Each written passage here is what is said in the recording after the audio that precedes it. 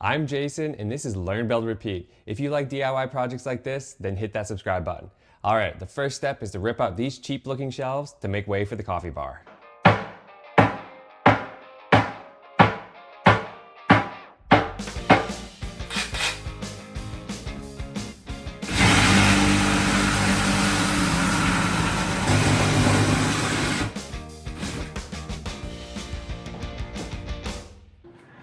All right, I just ripped the shelves out. I ripped the trim off. Now I'm gonna go through and just quickly patch some of these holes in the drywall, including these ones father-in-law put in order to actually make to add the electrical outlets. All right, let's do that next, and then we'll actually go into ripping out the baseboards and then doing a dry fit with the under the counter fridge. I can't believe how you lied to me. I guess I should have known, but I was blind. Now I can see you're dead to me. You're dead to me. My friends, they told me I could do much better, but I should try and overlook the pleasure. Now I wanna forget you. Tell me why I 'cause I don't want this complicated life. I just want my time back, and I want you gone. I want you gone tonight. So I've noticed that the pantry is a little bit cold, mostly because right around this outlet there's a gap and I can feel the cold air coming in. It's a little drafty in here. So I'm gonna use this great stuff, Gaps and Cracks, to fill this.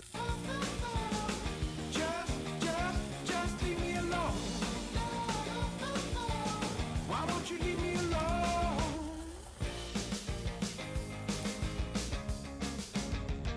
Okay, while it might not be pretty, it looks like it's actually gonna work because I can't feel any draft right now. After this cures, I'm just gonna cut it off and keep going. Okay, next I'm gonna add a little bit of wall texture back. Ooh, it smells really bad.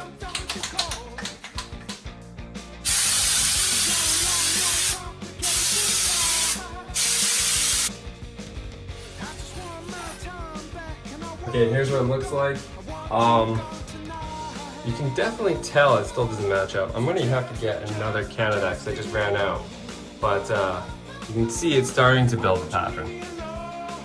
So I'm gonna let that dry and I'm gonna continue on with the next thing, which is I have to remove the baseboards next and then take all the measurements for actually building the cabinet. Why can't you leave me alone?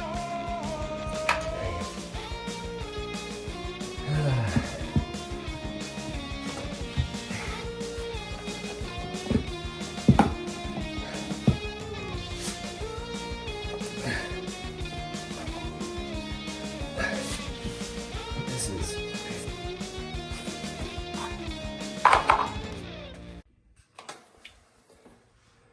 all right, I got it out, just barely. It really sucks they put it behind the flooring because when you pry it out, it catches on the floor. So I really had to damage the drywall a little bit there. So it looks like I have a little more drywall work to do. Oh well, that's how these things go. Why can't you leave me alone? So just leave me alone. Why won't you leave me alone? So just leave me alone. Why can't you leave me alone? Based on that dry fit, I take some measurements and then I head off to my favorite store here in Austin, Fine Lumber and Hardwoods, where I pick up some of this, I think it's Chinese plywood that's shipped to Taiwan, so it's like super cheap, but it's also cabinet grade and they highly recommend it. Next, I'm breaking down the plywood to build the cabinet. This is gonna sit next to the drink fridge that you saw earlier, and it's just gonna contain all my coffee filters and stuff. And nothing fancy here for the assembly. It's just pocket holes and screws.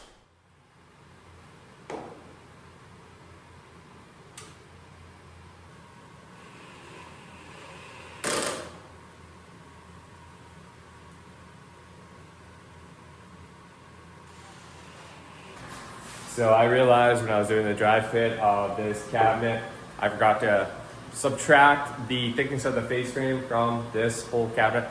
So I'm gonna need to put it on the table saw and trim off 3/4 of an inch.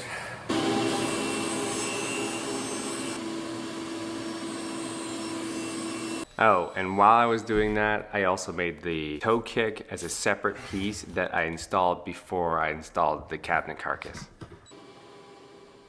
Now that the toe kick is in and the carcass is assembled, I'm going to start working on the drawers.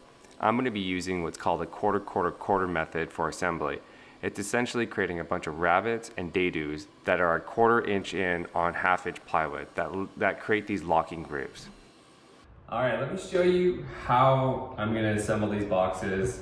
I have all these grooves, dadoos, rabbets, whatever they're called, cut in all these pieces here, and everything should fit together just like Lego. It'll be a super convenient way of building a box that will last a long time if it works. So let's give this a shot.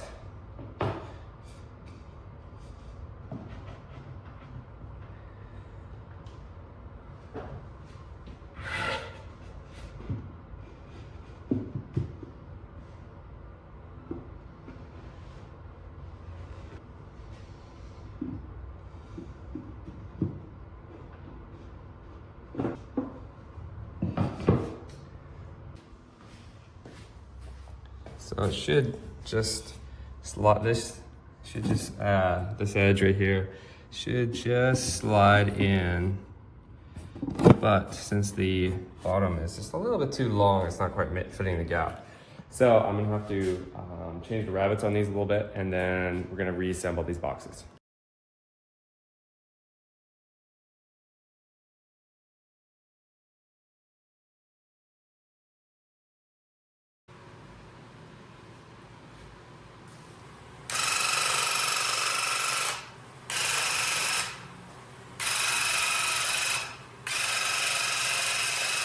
Behind me, I have this setup for the motion sensors that's connected through some janky-ass wiring right now. This is just a demo to a transformer, which is converting to 12 volts, and then it's powering my LEDs. So I'm going to install this in the wall and then just have all this wiring, I think, running through the drywall. I'm not sure if that's how people do it, but I think I'll just route out stuff in the drywall, put the wires in, and plaster over it. So we're gonna give that a shot, but this is the setup here.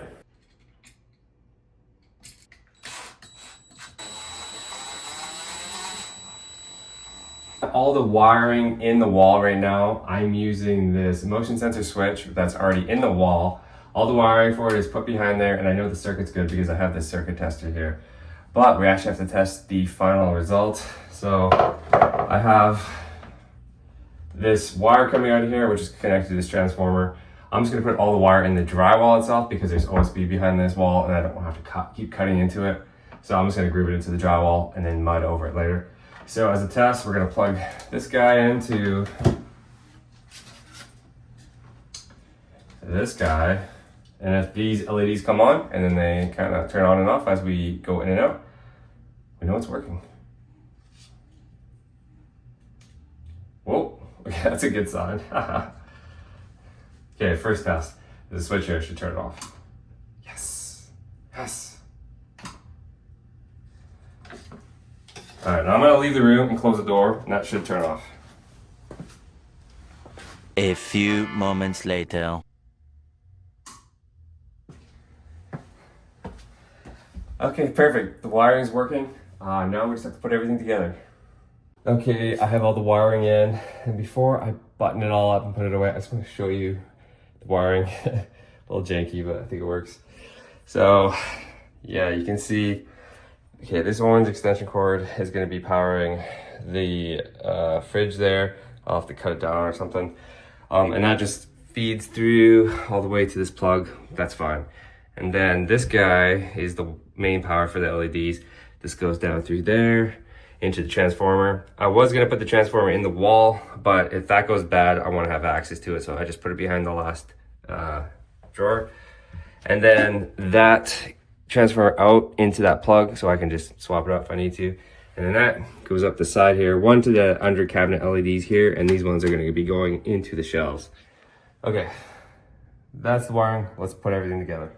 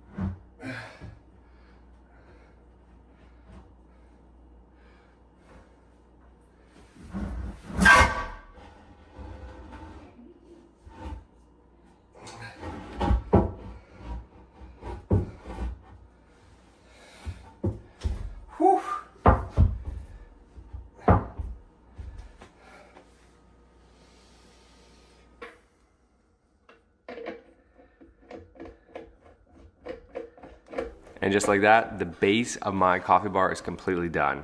Here's what it looks like all together. And now it's time for the backsplash. I decided to get professional help here because these guys were already in my house for another reason, so I just chipped in a little bit more and got them to do this. Yeah, it's absolutely crazy that you guys can do that whole wall in like, what, 45 minutes thereabouts? Was it? Something like that.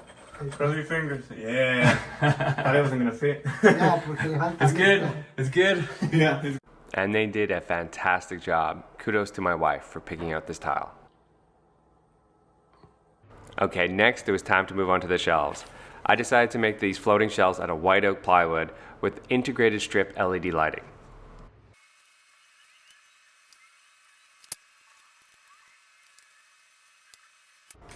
I really wanted all the wiring in this project to be completely hidden. So here you see me attaching the wiring with these solder joints while making sure that the wires themselves were inside of the shelf, which then could be attached to the wires that are inside the wall without anything being visible. Here's what it looked like before installing the shelves. As you can see, I have the wires embedded in the drywall that are poking out where the shelves are going to go. I use Wago connectors to clip everything together before pushing the shelf all the way on. This actually worked really well, and I was able to get all 3 shelves done in about 20 minutes.